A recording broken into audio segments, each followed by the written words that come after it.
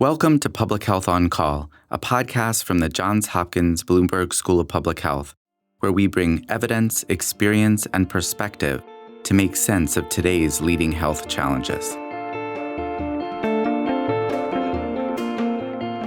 If you have questions or ideas for us, please send an email to publichealthquestion@jhu.edu. That's publichealthquestion@jhu.edu for future podcast episodes. This is Lindsay Smith-Rogers. Today, we're again turning the podcast over to our guest host, Dan Gorenstein, a longtime health reporter and host of the podcast Tradeoffs. The topic today is the hidden and often exorbitant cost of ambulance rides. Congress banned most surprise medical bills back in 2020, with the exception of ambulance rides. Can lawmakers find a fix? Let's listen. Every year in America, ambulances make more than 20 million runs to the hospital.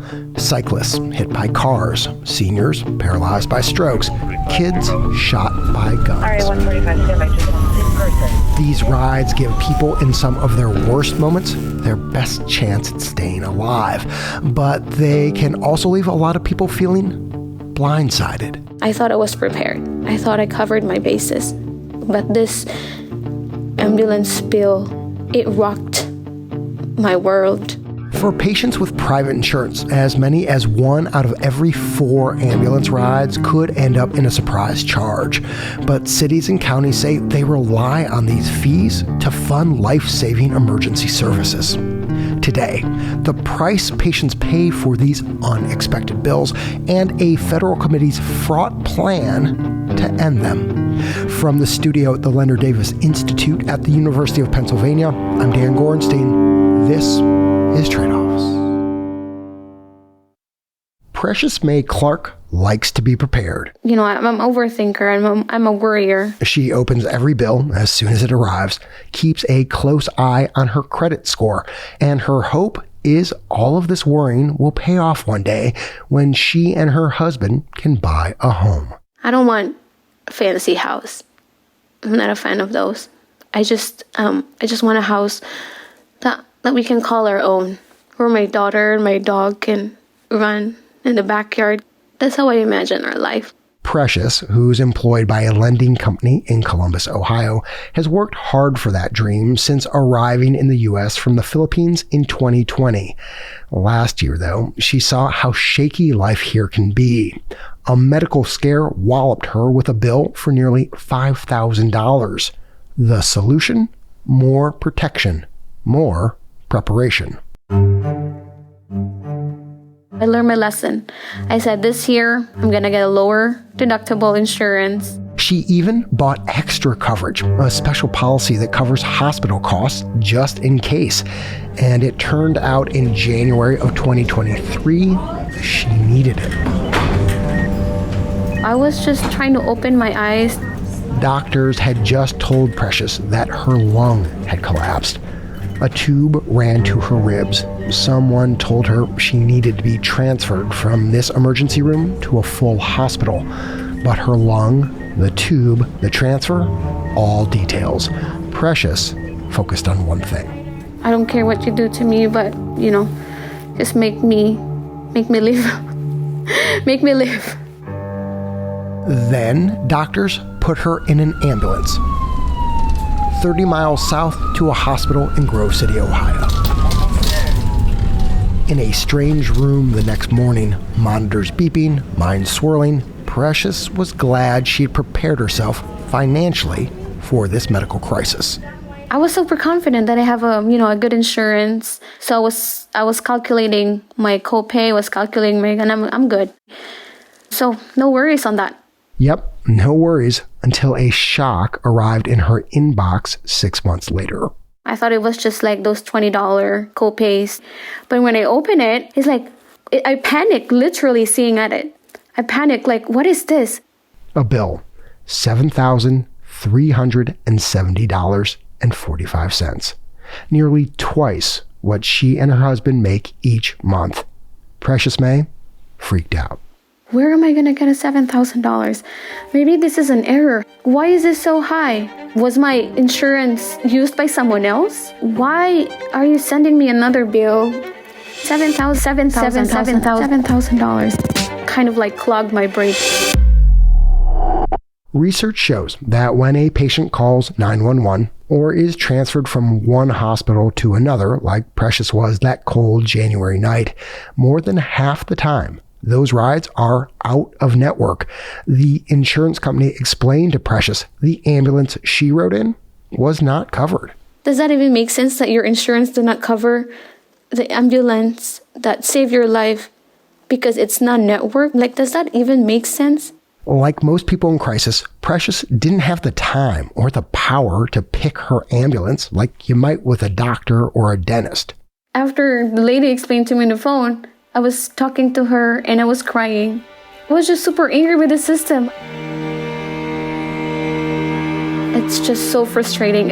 What frustrates me so much is that I'm paying extra for a better insurance. I'm paying extra every month on my paycheck just so I can get the peace of mind.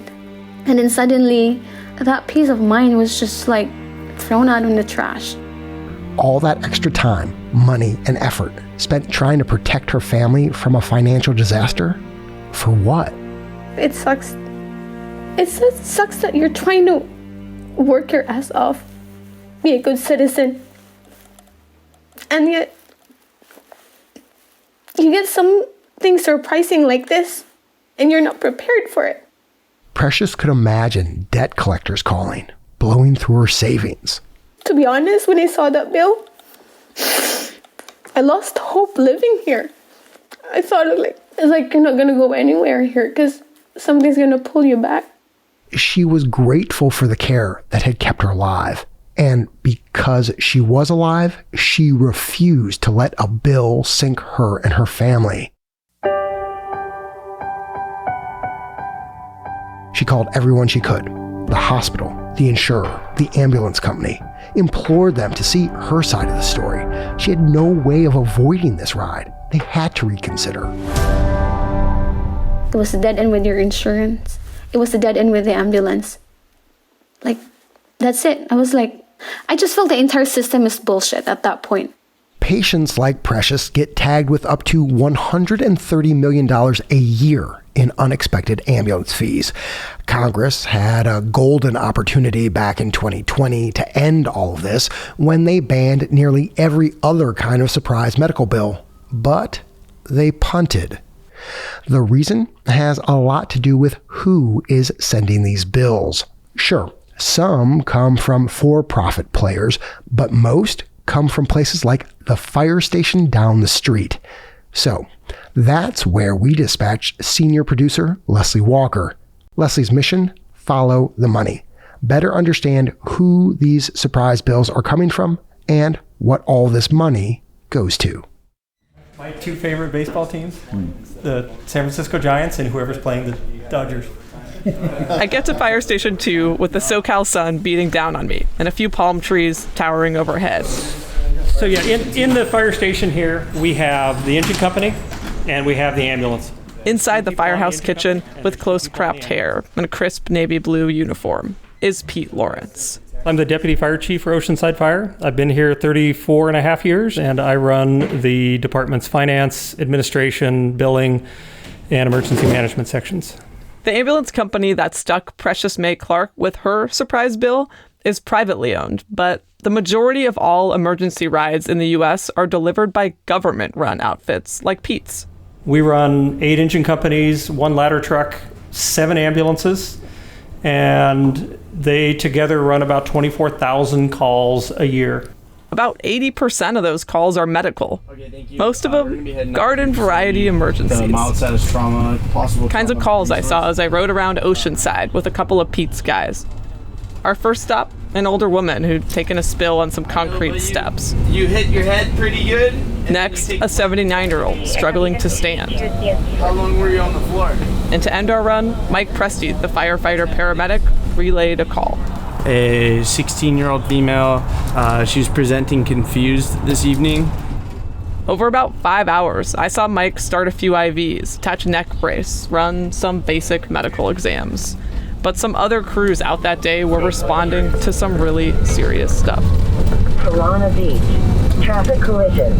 Calls for car crashes, a suicide attempt, a person on meth in crisis, a pair of kids who had taken a parent's pills. Traffic collision. Chief Pete says teams have to be ready for the severe calls, plus wildfires, mass shootings, pandemics. That takes a lot of people power and a whole bunch of medical supplies. Essentially, we are an emergency room on wheels. He opens up the side door to rescue ambulance 212. This is a paramedic ambulance. Its replacement cost nowadays is about $450,000. And is that just equipment when you say that? No, that's just the vehicle. The equipment, Pete adds, is another $100,000 to $130,000.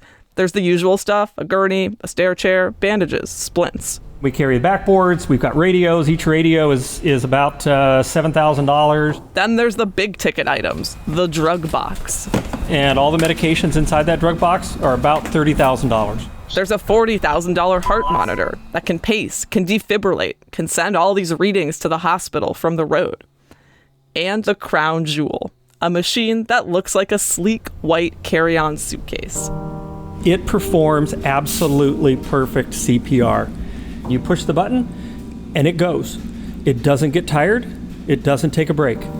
It saves lives every year. Pete's voice even breaks a little, talking about the miracles he's seen this machine work. It's just, you've got individuals who are clinically dead, and we turn them over to the hospital, and the hospital has got a fighting chance. Other than delivering somebody's child in the back of your ambulance, having somebody show back up at your station and thank you is about as emotional as you're going to get.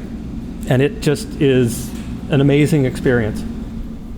In the earliest days of emergency transport, undertakers volunteered their off-duty hearses to shuttle neighbors to the hospital.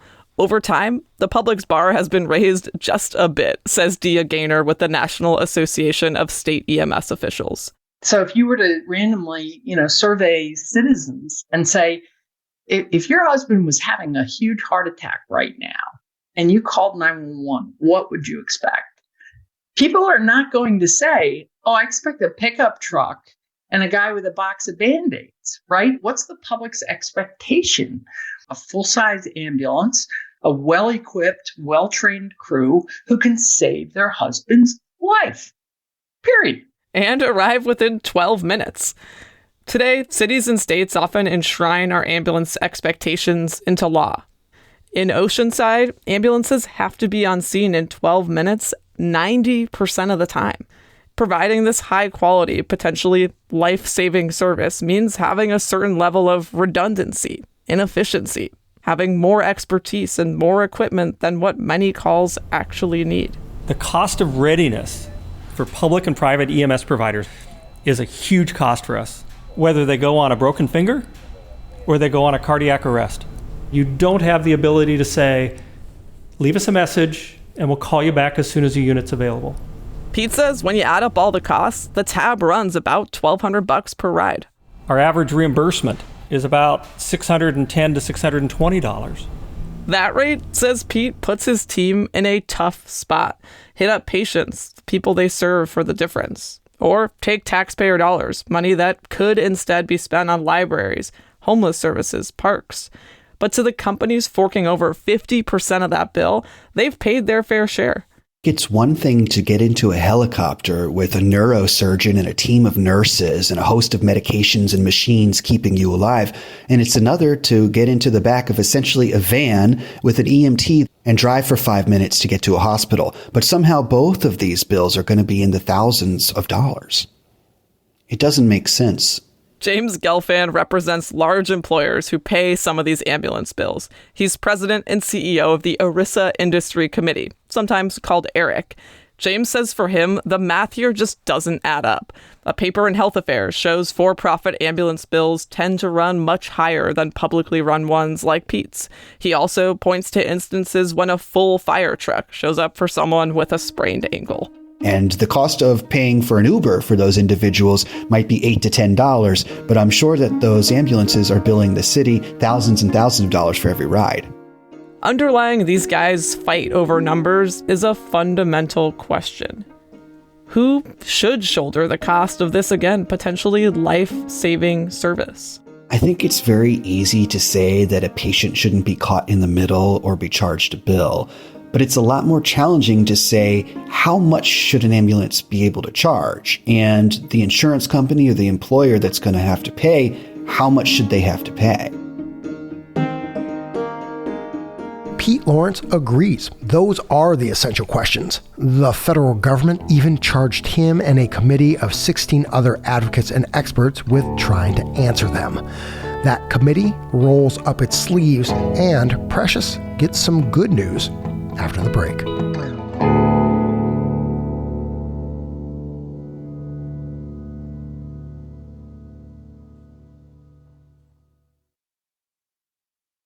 Welcome back. Pretty much everyone in Congress agrees patients like Precious May Clark should be shielded from out-of-network ambulance charges.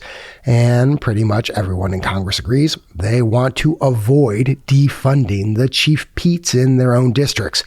Dia Gaynor of the National Association of State EMS Officials says the hard question for lawmakers is deciding who should pick the costs up instead. There's no silver bullet here. If there was, we would have found it in the holster.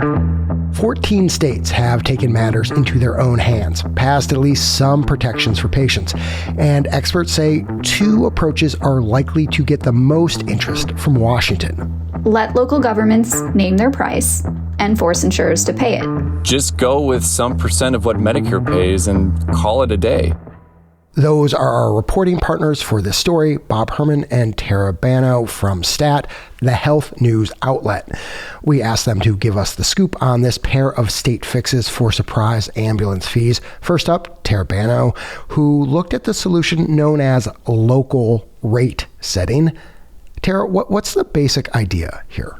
So this approach does two things. First, it bans ambulance providers from billing patients extra for out-of-network rides, like what happened to Precious.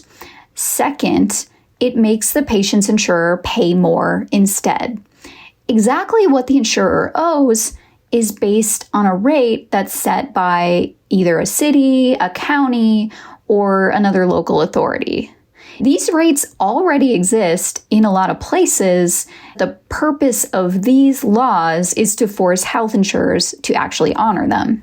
And how many states have passed this type of law, Tara?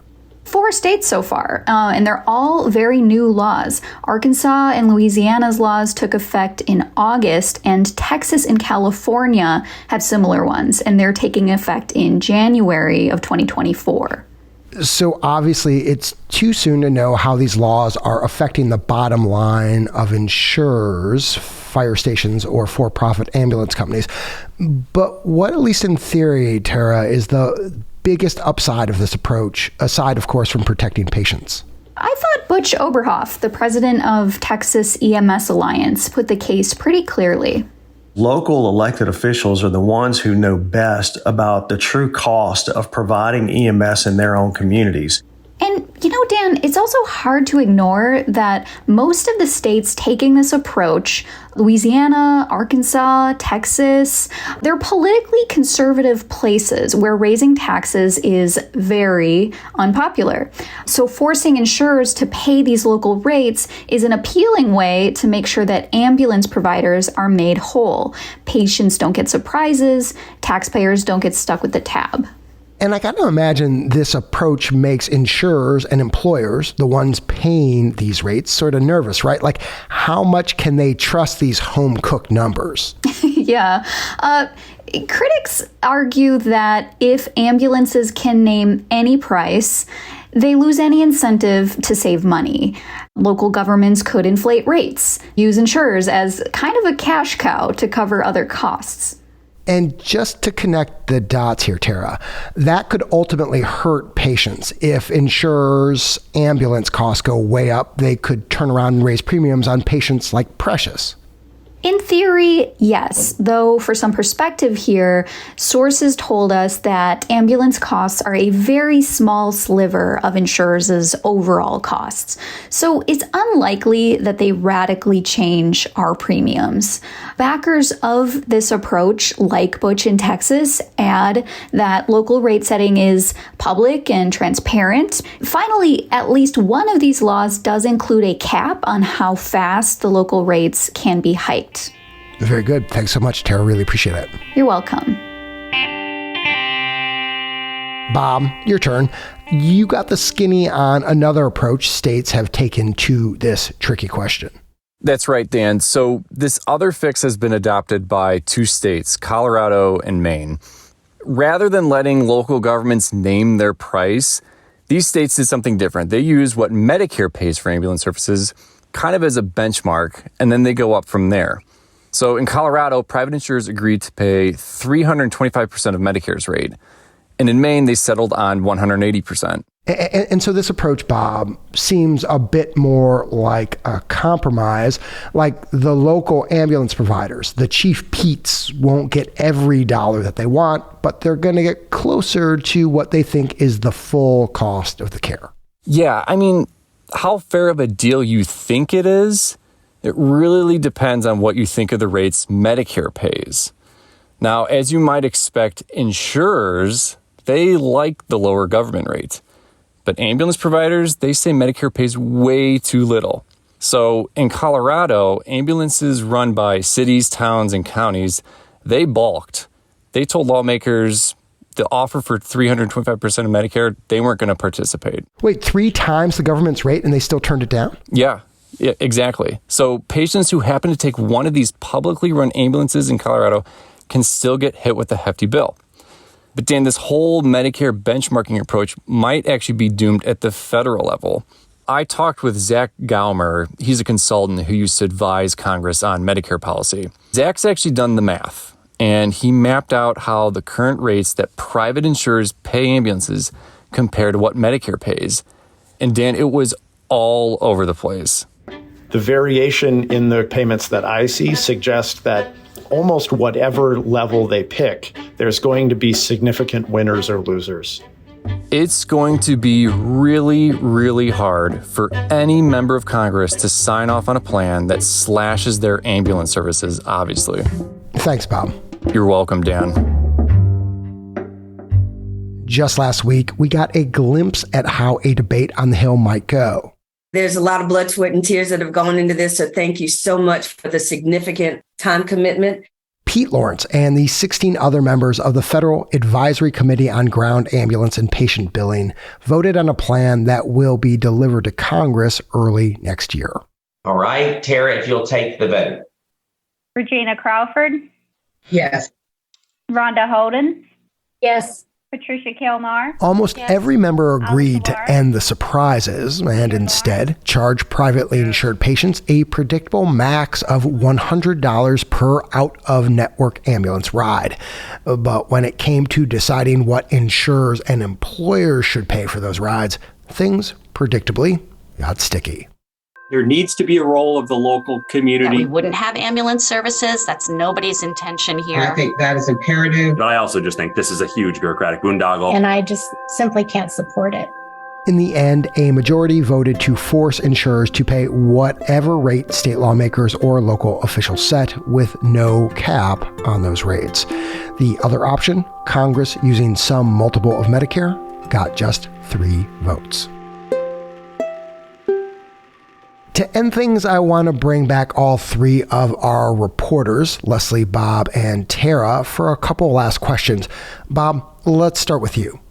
One thing I've been wondering is, why wouldn't lawmakers just go with the solution Congress already came up with in 2020 when they banned other surprise bills? Force these ambulance providers and insurers to negotiate and reach a fair rate amongst themselves. Like, why reinvent the wheel here? Well, the reality, Dan, is that negotiation or arbitration process, as it's called, it's been a disaster. The federal government released a report and said in the last quarter of 2022, there's been more than 100,000 disputes alone. Now imagine doing that for millions and millions of ambulance rides a year. That just doesn't seem tenable to most experts out there. Fair enough, but I guess the alternative here of lawmakers, whether in Washington or on the local level, just setting rates on their own seems like a tough sell too. Tara, what's the future hold here if Washington continues to kick this can down the road? It's impossible to predict exactly how many more states would pass their own laws. But the truth is, Dan, no matter how many states pass these surprise bill bans, a huge chunk of patients in those states will still be exposed. Most people who get insurance through work in the US, it's about 130 million of us, get it from employers who manage their own insurance plans. These plans, they're called ERISA plans, are exempt from a lot of state regulations, including these surprise bill bans. And that's the very same reason Congress decided to act on those other kinds of surprise bills back in 2020. Exactly. All right, last question, Leslie. Let's get back to this issue that you raised in the first half of the story. You had that great quote from Dia Gaynor that we now expect a lot more than a dude in a pickup with a box of Band-Aids when we call 911. I mean, I definitely do. Me too. Now, we just talked a lot about insurers and ambulance providers, but does the public also need to do something differently for this whole system to work? Yeah, and I'm glad we're coming back to this, Dan, because it's easy to miss if we only focus on the role of insurers here. And a few experts I spoke to, including Dia, said they do believe we need some kind of public reckoning around emergency services. And that starts with a more honest conversation about what an ambulance ride really is. Is it a taxi to the hospital? Is it an emergency room on wheels? Or is it something more like a public service, like our police and fire departments? Our answer to that question could lead, as you can imagine, to some pretty different funding systems that health insurers may or may not actually have a large role in. Right. If it's a public service, health insurers may not factor in much here at all, right? And just like we asked Bob and Tara, Leslie, I'll ask you the same. Have states tried anything here that we can learn from? Yeah, so I was actually surprised to learn that 13 states plus Washington, D.C. have passed these laws that designate emergency services as, quote, essential. It's kind of like a way to force local governments to figure out what level of ambulance service they want and how they're going to pay for it. And Matt Zavodsky with the National Association of EMTs told me those conversations could start to get pretty thorny. He pointed me to Charlotte, North Carolina, where earlier this year, the county there did actually decide to lower their ambulance expectations and save taxpayer money. 911 callers with less urgent needs can now wait up to 60, even 90 minutes for an ambulance. The reality is that local communities have a very difficult decision to make. What they want the service level to be and how much they're willing to fund. And that is the intersection of what your wallet can bear and your stomach can withstand. If Congress punts again on a path forward, public servants like Pete and patients like Precious will still be left in the lurch. For Pete, California's new law forcing insurers to pay local rates for ambulance rides applies to just a small fraction of bills. And a chunk of public money that Pete's team relies on from a local sales tax goes before voters in 2024. If that vote fails, Pete's preparing to cut at least 3 ambulances from his fleet. As for patients, without federal protection, many will continue to rely on what's become a sadly predictable playbook in American healthcare. Pass a hat around on GoFundMe. Beg a journalist to shame your insurer. Spend hours on elaborate appeals processes. Precious opted for the latter two, with help from Stats' Bob Herman and a whole lot of her own letter writing. Precious heard back from her insurer on September 23rd. I was like, was there an error again? I will have to owe more? So I opened it with so much fear. I saw it's $0. Her insurer had decided to pay the entire bill. Chalked up the whole situation to a, quote, manual processing error. And I saw it, like, we were jumping. Me and my daughter, like, oh my God, Aria, oh my God, thank you, Lord. And I was like, I felt like I won Like, oh my God, I won a case in the court. I'm still shaking right now because I did not expect it to be zeroed out. After Precious, her daughter, and their dog did their happy dance, they got in the car, and Precious remembers the song she played on her drive home. This is my fight song, take back my life song, prove I'm alright song. My power's turned on, starting right now, I'll be strong. I'll play my fight song, and I don't really care if nobody else believes, 'cause I've got a lot of fight left in me. A perfect song, says Precious, but poor policy. People need more than some luck and a little fight. That's why she's sharing her story. She's hoping, she says, for change. I'm Dan Gorenstein. This is Tradeoffs.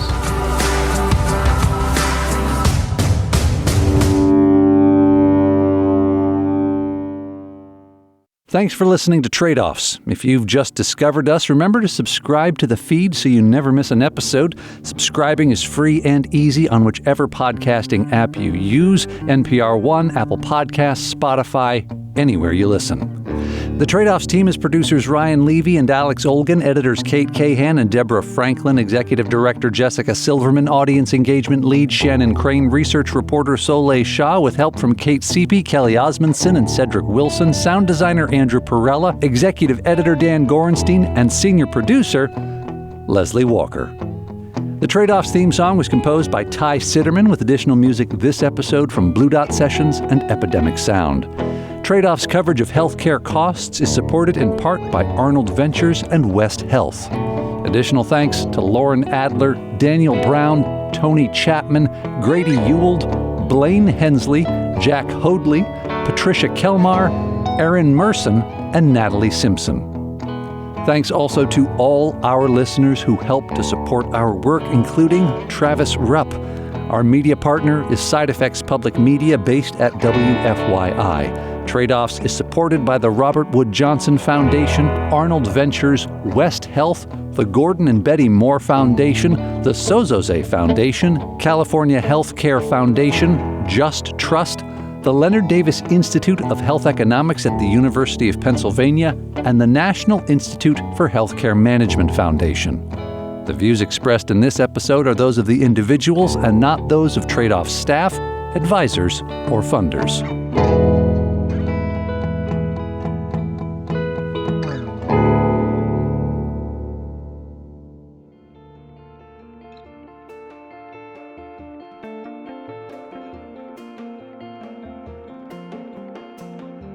Public Health on Call is a podcast from the Johns Hopkins Bloomberg School of Public Health, produced by Joshua Sharfstein, Lindsay Smith-Rogers, Stephanie Desmond, and Grace Ceciri. Audio production by J.B. Arbogast, Holly Cardinale, Spencer Greer, Matthew Martin, and Philip Porter, with support from Chip Hickey. Distribution by Nick Moran. Production support from Catherine Ricardo. Social media run by Grace Ceciri and Eliza Rosen. If you have questions or ideas for us, please send an email to publichealthquestion@jhu.edu. That's publichealthquestion@jhu.edu for future podcast episodes. Thank you for listening.